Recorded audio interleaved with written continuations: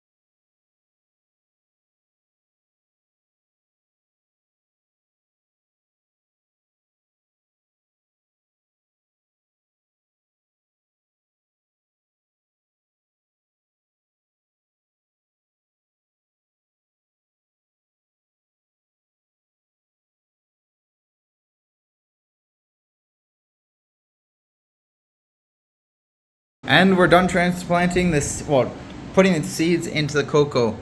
Everything's just a little bit below the cocoa surface and in there.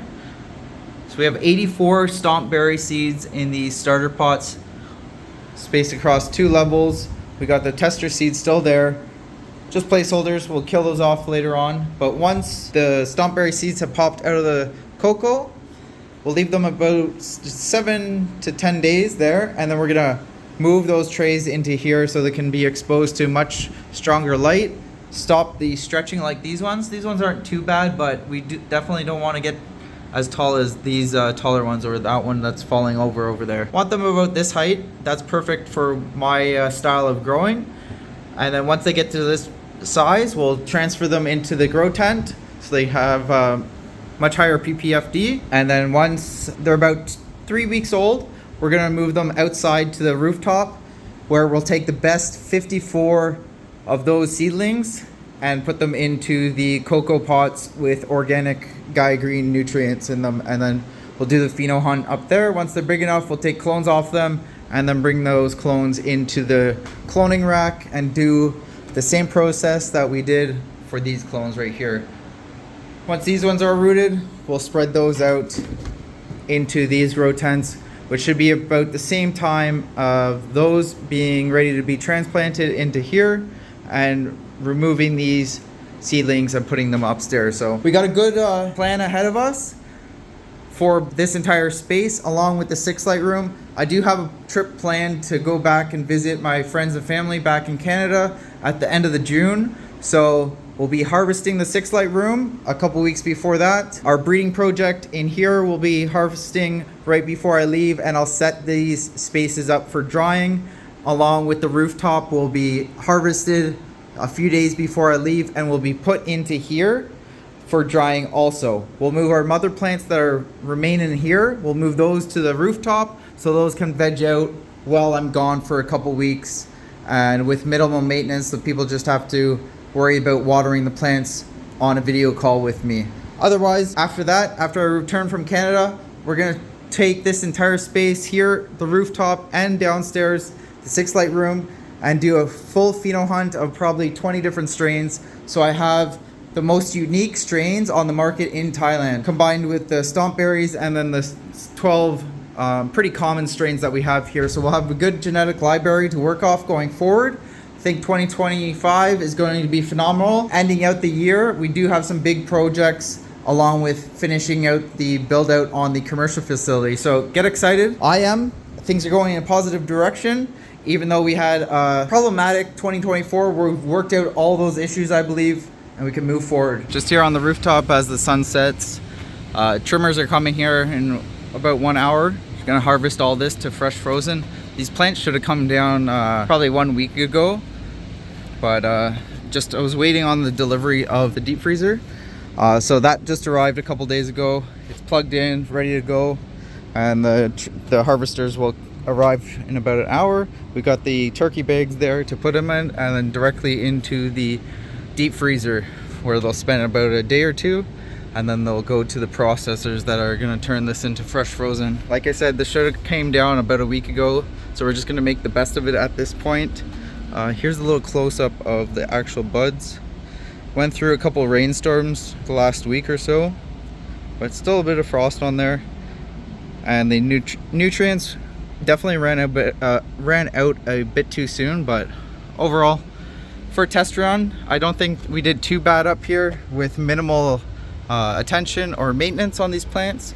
Next round, when we get the stomp berry seeds up in here, be a much different story. I'll put a lot more attention into it, since it will be a pheno hunt along with our second round of organics up here. So we know the climate, we know the conditions, and the genetics are, I feel, a little bit better than what we grew up here currently. So we'll have the proper size up above the tent poles here, so we can have good support both with the trellis netting on that level, and then another second level up here at the top of the poles. So just a quick update. I'll show you guys after the people that are harvesting take everything down, and then we'll have this reset ready to go in a few weeks once the stomp berry seeds are ready.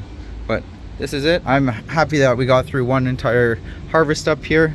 See that it's somewhat successful, and the ice water hash and rosin that come off of it will be mediocre to a little bit better than average, I would feel.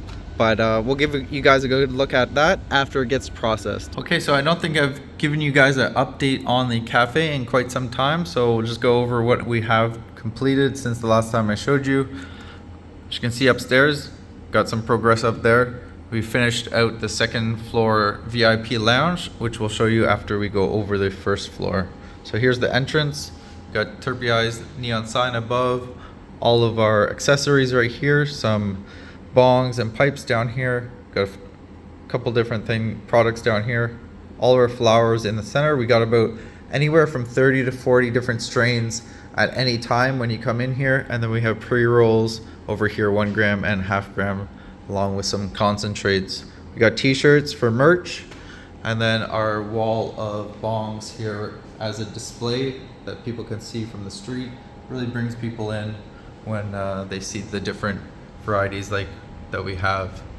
We got glass, silicone, dab ones. So just a quick look at the variety that we have of both the papers and the bongs. If you want to take a screenshot to see what type of strains we have available. It's very difficult. I can't show the pricing on here. Hopefully YouTube doesn't go over the community guidelines. We got all of our drinks here, edibles, fridge right here, and then some snacks. So let's go back to the area. I'm not too sure if I showed you guys the painting back here. So we added some art from a buddy from Canada. Got all this back area done in his style of art. As we go upstairs, it's not fully completed yet. We'll continue the painting along this entire wall and this side of the wall, so it'll be much brighter on the stairs shortly. I think he arrives in 2 weeks to complete the rest of the painting. But as we go upstairs into the VIP area and turn the corner, we're gonna add a turquoise neon sign on this wall. But here we are. We've got 3 separate areas for 3 different groups, or you can rent out the entire room as a private space. So 5 people per table can fit up to. Got some art on the walls. This section has a TV and speakers currently. We will be adding PlayStation to each of the tables, and then TVs for each of the tables also. We'll add 1 more TV here, which will be for this seating over here, and then we'll have another TV and speakers here for this space. But overall, this is what we got done so far. Got some LED lights and color changing center lights up there, some art on the walls, Bitcoin style money, and then some Banksy replica photos over there. Just a quick overview of the second floor. Just like downstairs where we have the colored painting, we're going to continue that across this entire side of the room up until this corner. So that will look really good once that's completed. Bring some more light and brightness and color up in here. It does look really good all black with the LED lights and artwork on the walls, but I think once we complete that painting across this entire side of the room, it'll brighten it up quite a bit and be much more enjoyable up here. But so far, people can do a minimum spend in the cafe and then get 2 hours of time per table, or you can do a rental per hour to sit up here as a VIP. Again, we can do private bookings up here. If you want to do a private event or birthday, you can take over the entire space if you want. Speakers are loud enough up here to drown out any sound from downstairs, and from downstairs that sound does not transfer up here when people are over here. We have a good large size air conditioning up here along with a ventilation fan for people who smoke up here. The smoke goes directly outside while still keeping the room cool with the AC. So let me know what you think of the VIP lounge or downstairs. Just want to give you guys a quick update on this space. We are located in Pattaya, Thailand, just a few steps away from Pattaya Beach down the road. I would say less than a minute walk, and then about 5 to 10 minute walk to Walking Street that way. And then if you go the other direction, the Central Mall Festival is about 5 to 10 minute walk on the other direction. Exciting location, whether you want to be at the beach all day or come here at nighttime to visit any of the bars or chill out here. A lot of people end up going out to the clubs at nighttime, and then after they're done at the club, they end up coming back here before heading home. Okay, here we are at day 29 since transplanting the clones into this room, into the 1 gallon cocoa pots here. Mixed variety, if you haven't been following along. I think we have 8 strains in here so far right now. The smaller unhealthy ones are at the front right here, more healthy at the back half, and the bigger plants on the right hand side over here. We got the 3 layers of trellis netting on about 3 or 4 days ago, and also scrogged out that entire right side of the room. We did scrog out a few of the plants back here just because this strain was a bit taller than the rest of them here. But as you can see, the canopy is pretty even across the entire room other than the first few plants right here. But I really wanted to switch the light schedule over to 12 and 12 for flower a few days ago, but it was my birthday a couple days ago, so I took some time to enjoy that, and then got back in here, watered the plants, really scrogged out the plants, and then today's project is getting in here and removing all the undergrowth from the first layer trellis netting down to the pot, so we have no undergrowth here. Last round we used the under canopy lighting, which did produce a lot more yield compared to not using the under canopy lighting, but unfortunately I am out of power in this building. Since I completed the VIP smoking lounge downstairs with that air conditioning on and the lights in that room, it puts us over the 100 amp single phase power in the building when both this room is running and the grow tent room above. To limit the power usage, I took out the under canopy lighting in here, reduced one of the tents above, and I think I did a few other things just to make sure that we're not tripping the breaker in this building, because we did have a couple times throughout the last grow where the power did get, just by using a bit too much power once the electric heaters came on, with both this room on, upstairs on, and then us using an extra air conditioning downstairs. But moving forward past that, let's set you up on the time lapse right here, and I'll get this under canopy all cleared out so we can flip to flower tomorrow.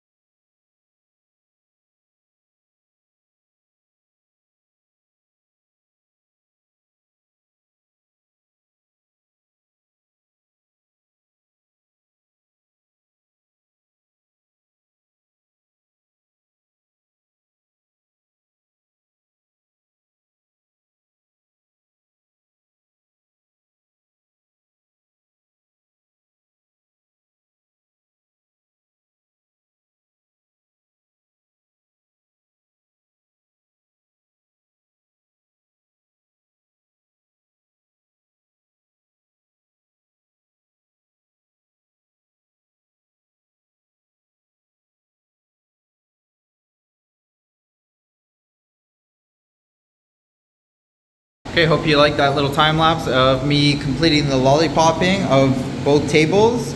Got everything cleared up under the canopy, pretty much to where the trellis netting is across the entire room. I like to do this style, put the trellis netting on, scrog the plants out, lollipop under everything under the trellis netting, and then flip to flower immediately. So I'll be changing the light schedule here on our FlexStar Zeus controller, which is currently showing 81 Fahrenheit and 73% relative humidity with a VPD of 0.99. Put it on channel 1. Currently the lights are on at 40% power at 290 watts, giving us about a 600 ppfd right at the canopy level. So it's good to see going into flower, and then we'll up that percentage on the lights probably to 70% to give our DLI perfect reading for the flower stage. But as you can see, the canopy is a little empty on this side, so the harvest numbers won't be as great, but they will have a lot of room to grow in over the next 3 weeks at this stretch phase of flower, which is really extended veg time, kind of. It's a little bit of mix, but the back half of this table is looking really good. That's ideal for what I want to see in this room going forward. This side is a little bit bigger than I would like to see, but again, we're just dealing with the clones that we got and their current condition and how long we had to spend extra vegging the plants to make sure at least everything was healthy enough to go into flower. We'll switch the light schedule in here today and then get in here in the morning time, do one final spraying of Ifina IPM to get rid of any chance of any bugs being in here. I have ordered nematodes and some predator mites for above the canopy, or for inside the canopy and inside the growing medium. Okay, so we're in the grow tent room up here with our mother plants over here. We have some seed starts here and then the clones that we just recently took. We'll go over the mother plants so far. They're just vegging out here, doing great. No real damage. We still see a tiny bit like this on the plants, but I haven't really been taking much attention or giving much attention to these plants overall. But as you can see, this plant, the orange kush cake, which was the tester downstairs, has the least amount of damage inside this entire grow space. It does have like one or two lower leaves looking like this. This might be from a transfer of bug damage from the plants that I received from another source, and they're finally getting onto this plant. But overall, the healthy clone that we received from a different source than the rest of the plants is the most healthy in the entire grow space, along with downstairs. So that proves to us something to do with the clone source. I think they might be coming with a bug issue, and I just have not fully taken care of them yet. I have been spraying with Athena IPM, and I should be getting some predator bites in here to really combat the issue fully. But this was a good test to show us that it has to do with the clone source, because no other issues have changed or scenarios other than the plants being in the space. Moving on onto the seed starts down here. We have the center rack up here. That is just the tester seeds to prove that nothing would go wrong when starting seeds in here, so I could start the stomp berries. The stomp berry seeds is the very last amount of seeds that I have from probably almost 3 years ago that I made them, and they were never stored properly. They were given to a friend in Canada. I'm not sure how he stored them for probably close to 2 years of that time. And then they also got transported from Canada to Thailand, and then I also made a mistake of leaving them in my motorbike for a couple days, forgetting that they were in one of my bags. So they were exposed to quite extreme temperatures out there in the motorbike. But another thing was that some of those seeds were also premature, not fully matured. So I didn't have high hopes of all of them sprouting or growing, but as you can see, some of them died off, which might be from the saturation of the cocoa, but I'm not too sure on that factor. But otherwise, we have 20 seeds here that are viable, and we will be transplanting those 20 into one of these grow tents. And we have above here our clones that have rooted. So we got some roots there. Some are farther along than others, like this Hawaiian rain. We got a whole bunch of clone roots there. Devil's cherries, all looking really good. Over here also, we will have more than enough now that we can transplant one of each of these clones into this grow tent, which will be our breeding project. We'll be crossing the Devil's cherries to 10 different strains over here. The plant we'll be reversing is this one. This is the Devil's cherries. That one will be going into this grow tent 2 weeks ahead of those plants, allowing us to reverse the Devil's cherries in time to create some pollen viable enough to pollinate the rest of the strains here.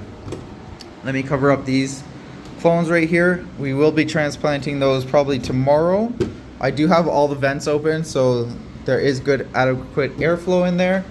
As you can see, the humidifier is on in here, so it's good climate in here to be transplanting the clones. But just a quick update on the grow space over here.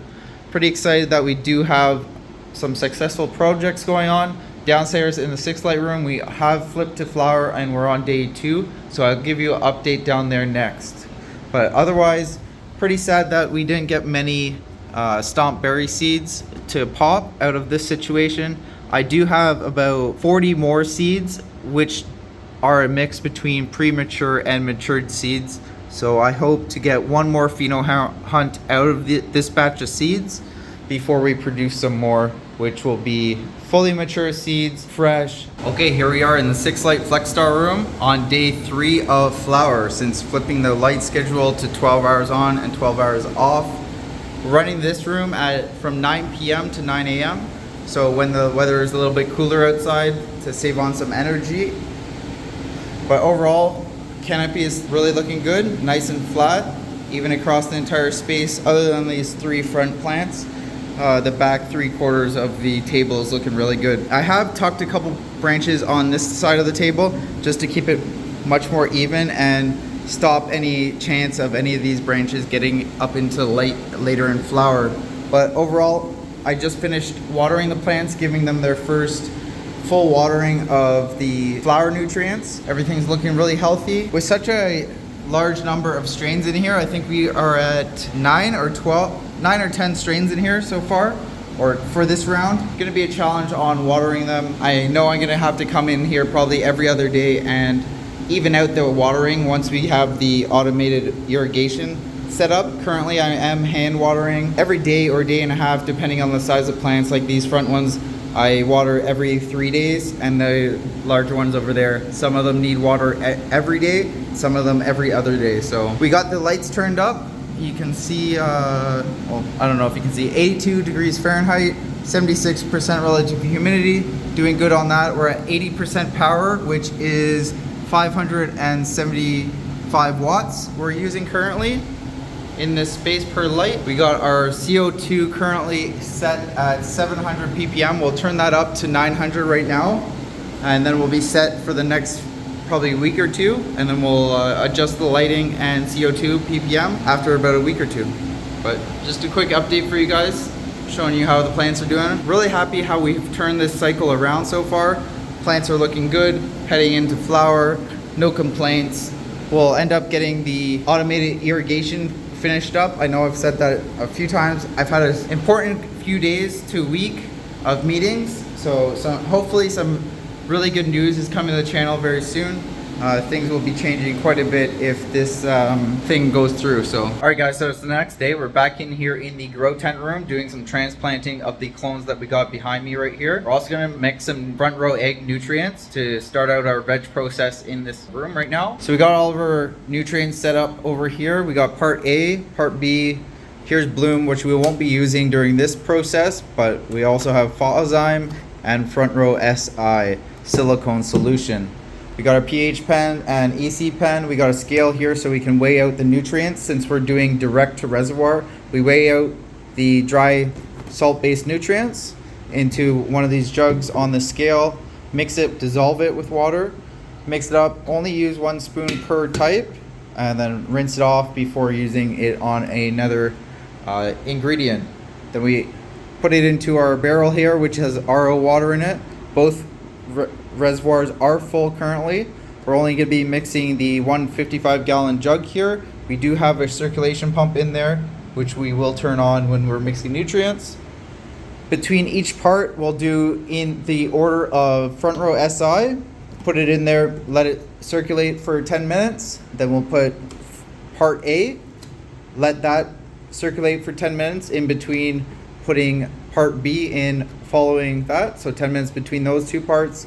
And Photozyme can go in directly with part B, so we don't have to wait during that process. So that will be the third part going in, third and fourth actually. And then if we were in the flowering stage, then lastly we would put bloom in there. The final step of mixing the nutrients is doing your pH. Luckily for me, during the vegetative stage with the current nutrients that I put in following our feeding chart up here, we just use the veg nutrients 2.6 EC and then follow what it asks for right here. It comes out to 6.0 pH, which I'm okay with during the vegetative process. Moving on from that, after we complete that, we will do the transplanting of our clones here that we took from our mother plants over here. So the mother plants are doing great up here. No real issues here. There is some bug signs, or bug damage I should say, from the clones we received. Like I said in the previous clip, the healthy clone that we received from another source, no bug damage, only on the other ones. So going forward, we'll take a quick look at the roots. The most unhealthy strain that we have here is Hawaiian Rain, and we can see that it rooted just fine, and we'll be able to grow that plant out without any issues. Very vigorous. So this shows that the genetics are good, just the quality of the clones that I received weren't up to par. We got White Inferno here, nice healthy roots, vigorous. This plant in the 6 light room downstairs is doing amazing. So all those rooted very well. We got Devil's Cherries here, my favorite in the batch so far. Good roots down there on the bottom one. Let's check out the next one. nice and healthy. We got Sub-Zero behind that. No roots on that one. No roots on that one. Actually, no. And then the last one, let's take a quick look. Okay, at least we have one that's rooted. So we got one Sub-Zero back there. We got Rainbow Fruits. This one's not too popular in the shop downstairs, but it seems to look really good and a lot of people grow it. I'm not too sure why people don't like to smoke it in this area. So we got two that are rooted nicely there. And then my second favorite in the back bunch, Orange Kush Cake. We got one rooted there. The other two ended up dampening off, and I didn't water them quick enough and ended up dying. Over here on the Ipina, very vigorous plant. This plant downstairs is taking up double the amount of water as all the other plants in the grow room. We can see that by just how much more vigorous the roots are compared to the other strains in this room. We've got Purple Pineapple. This one downstairs is pretty weak genetics, or the plants downstairs anyways, and we can see that also by the two other clones that died off pretty quickly, even without drying out. So we got one that is rooted there. Peanut Butter Pie, my third favorite in the room. We got a little bit of roots there, but at least all three of them are rooted, I'm pretty sure. Remember, we only took 3 cuttings per strain in here. Behind that, we got Strawberry Banana Cream. Very vigorous plant, healthy, nice genetics. We grew that once or twice so far, like that. So we got all 3 with roots back there, I'm pretty sure, or two of them. So we have 1 or 2, and some of them have all 3 rooted, but overall we have the good amount of clones for what we need right now for transplanting them over here in our cocoa bags. These are 1-gallon cocoa bags. We did use them previously with the clones we received. I am going to reuse them. I know you guys are going to say in the comments, don't ever reuse your cocoa, but the plants were only in there for a couple weeks, and the plants that were in there died off pretty quickly due to the fact of their health condition when I received them. We're not going to use this one just yet. Our seedlings here are at day 7 or 8, I think.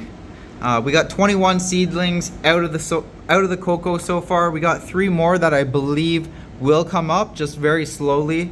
I went through all of these and dug up all the seeds to see which ones popped and which ones didn't. Unfortunately, a lot of them that I did plant were premature, so those ones didn't even crack open or form a taproot. And then a few of them, maybe less than a handful, did form a small taproot, but then died off pretty quickly, like you see right here.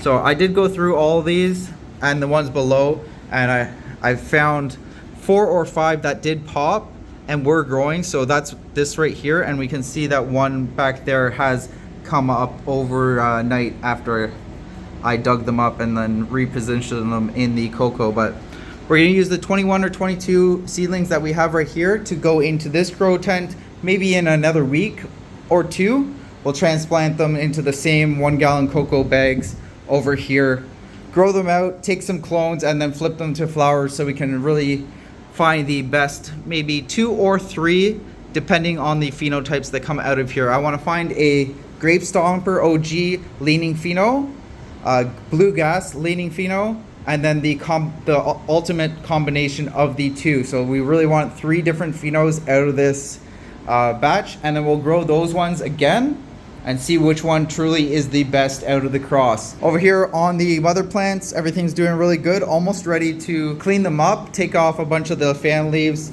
so they don't take as much nutrients or watering, as we're trying to keep them growing as slowly as possible and as small as possible for as long of a period of time as possible. That's a lot of possibilities, but we're gonna work through it. So we do have, I think, 13 or 14 strains here.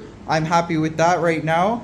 We will be growing our strain selection in the future once we get our seeds popped in the next round after I visit Canada and we do a really big pheno hunt in this building. So let me set you guys on this time lapse right here, and we'll mix out the nutrients and then finally get to the transplanting of the clones into the cocoa bags.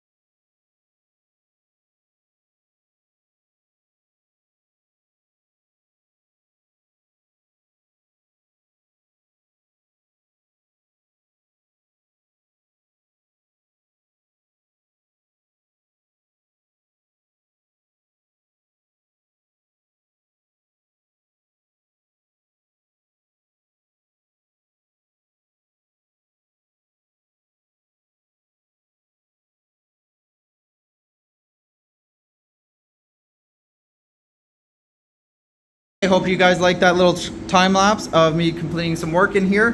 During that time lapse, I had a little bit of a pivot in my plan. As you can see, we have both 4x4s now filled up. Since I had doubles of each of the strains that we have in clones, I figured let's get 2 breeding projects underway and do them both at the same time instead of just having the one project. So we'll go over the strains. We got White Inferno, Orange Kush Cake, Hawaiian Rain. Behind that is Rainbow Fruits, Peanut Butter Pie, Sub-Zero, Ipina, Strawberry Banana Cream. So you'll notice that Orange Kush Cake and Sub-Zero are in this grow tent, which are not in this grow tent. So over here we got Devil's Cherries, Peanut Butter Pie, Strawberry Banana Cream, Rainbow Fruits, Purple Pineapple, Ipina, White Inferno, and Hawaiian Rain. You'll notice in this grow tent we have Devil's Cherries and Purple Pineapple, which are not in this grow tent. So we have a little bit of variety along with duplicates in here. So what the plan going forward will be Devil's Cherries crosses in here and Orange Kush Cake in here being crossed to those 8 other strains. I'm pretty excited about both of these projects. Now that we've freshly transplanted them into 1-gallon cocoa bags in this side and 1.6 gallon cocoa bags on this side, we are going to veg those out anywhere between 14 and 16 days, depending on their size. What we are going to do is take our Orange Kush Cake, which is right here, and our Devil's Cherries, which is here. We're gonna move those 2 plants downstairs into the 6 light room because that is in flower mode right now. We will be reversing both of these plants. It'll be fine to do the reversal process, and then we'll bring those plants back up here when we flip these tents to flower. That way they'll be about 2 weeks ahead, 10 to 12 days ahead of these plants being flipped to flower, which will give us optimal time for pollinating these plants when they are in mid-flower. We do have some extra clones up here which are still rooting. Some of them already have roots and some of them don't. So we're just gonna remain in the dome for the next 4 days or so, try and get them all rooted. We don't really have any purpose for them, but we're gonna just root them anyways. Once the stomp berry seeds here are a bit bigger and have outgrown these pots, we're gonna move these ones into this grow tent. Veg them out a bit farther, take some clones off of them, and then flip them to flower so we can do a little pheno hunt in here simultaneously as the breeding projects over here. They will be offset because the seedlings still need a bit more time to veg out to get big enough for us to take clones, but that's just the way we're gonna have to do it in this specific space because I am in a time sensitive matter because I will be going back to Canada for a couple weeks in the middle to end of June. So all these projects need to be harvested by that point. They can be drying while I'm gone. I just need to make sure that they're either starting the drying process or completing the drying process by the time I leave. I don't want to have to rely on anybody to do any of the processes while I'm gone. Our tester seedlings doing okay in here. They do need a watering. They're getting dry back there pretty much, but I'm gonna kill these off probably tomorrow and then clear out all these other pots here. So we're narrowing down the plant count in here simultaneously as growing out these mother plants so I can take a bunch of clones off these and fill a few trays on the rack. That way we have space in this grow tent for the stomp berries and we won't risk losing any of these genetics going forward. Sorry, that was a lot of talking all at once in this video. Hope you guys liked it and the progress we're making in all the grow spaces. We do have some big news coming for the facility soon.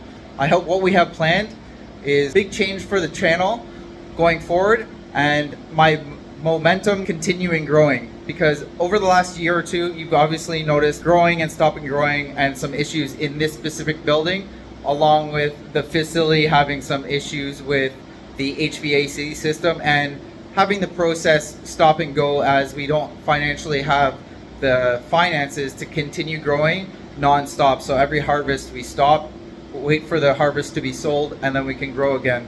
That will be changing very shortly, I believe, and we'll be able to knock out that entire facility, being able to grow in all 4 or 5 rooms over there.